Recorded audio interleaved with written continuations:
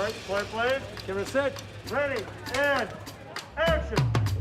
God, even after all your stories, I never imagined it quite like this. Hi, I'm Jules Ochipinti, set decorator for Westworld Season 1, 2, 3, and 4. And I'm Jon Carlos, production designer for Westworld Season 4. Welcome to Temperance, the new park. What the heck's going on here? Let's go see. So as the guests at Temperance come off the train platform, they walk through the same path that our characters did with the Western Loop. So rather than passing the blacksmith, we now have the auto body shop where there's a Model T and a mechanic working on the car, and the flames kind of spark off the car the same way that the blacksmith did as you kind of look to the gangster, kind of hitting them in the shoulder the same way the Western thug did. As the guests continue to make their way down the street, they kind of hit the same loop cycles that we did previous seasons. So the G-Man over there by the pole handing out flyers with Hecky Armon. And we have the passed out bum with the two street urchins over there by the Ochipinti Bum Alley. Yeah, come on. I finally get a sign I'm in Bum Alley. Thanks a million. Then we have Knockoff Dolores coming out of the market, making her way to now a bicycle, dropping their can, and Knockoff Teddy coming to greet her. Friendly gentlemen. All within this kind of urban environment. Super nostalgia to be back on this drag, but now it's the 1920s. Yeah. Finally, it's taken 7 years to get this one here. Action. Watch out, they're after your hooch! What's great here is you've come off the train, baby wants a new dress. We've got our department store this year, which I love. Well, it's a huge difference between the Western town. With being urban Chicago, you have a heightened sense of consumerism that we didn't have in the Western town. A sense of signage and advertisement and different marketed goods. Excitement. Yeah, we had all of these graphics here. We're all hand-painted by extremely talented artisans. And we have ankles for the first time. We get to see parts of women this season, which I love. Yeah. So what's kind of nice about being here at Melody, the same place where our origin season 1 was on a meta level, we've created kind of the exact same footprint of Temperance, but you can kind of come back here, the curtain is pulled back, and you have the Western town, the old Shogun town. So our entire Temperance is built directly in front of the Western buildings that were the origin story from the previous seasons. Where do you want to go now? To the bar. Okay, let's go. One of the best opportunities Temperance has given us is the ability to kind of bring the whole street to life at night with bulbs, which we weren't able to before with Western. And, you know, the crown jewel of the street is the Butterfly Club.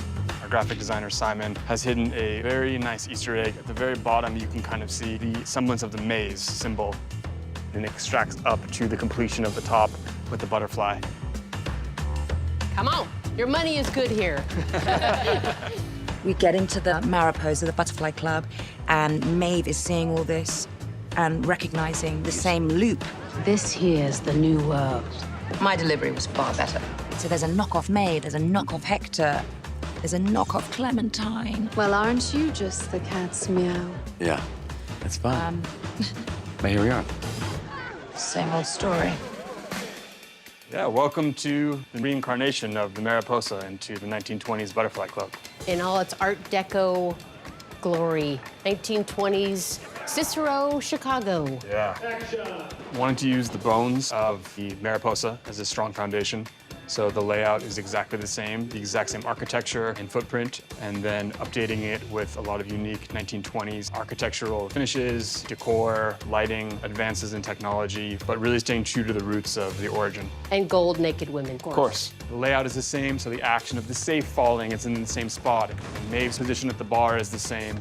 It feels like you've been here before, but it's just got a cool flavor from the previous seasons, but it's got a whole new coat of gold nakedness to it. You're all here, indulging your particular vices. So I've come to indulge mine.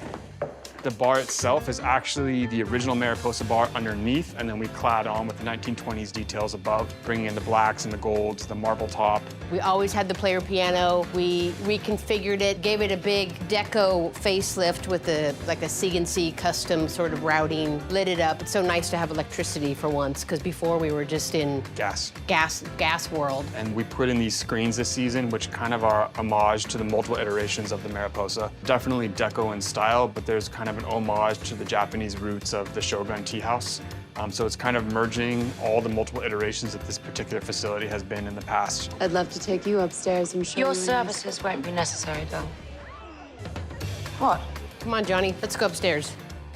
So up here is where all the guests come to indulge in the delights of the Butterfly Club.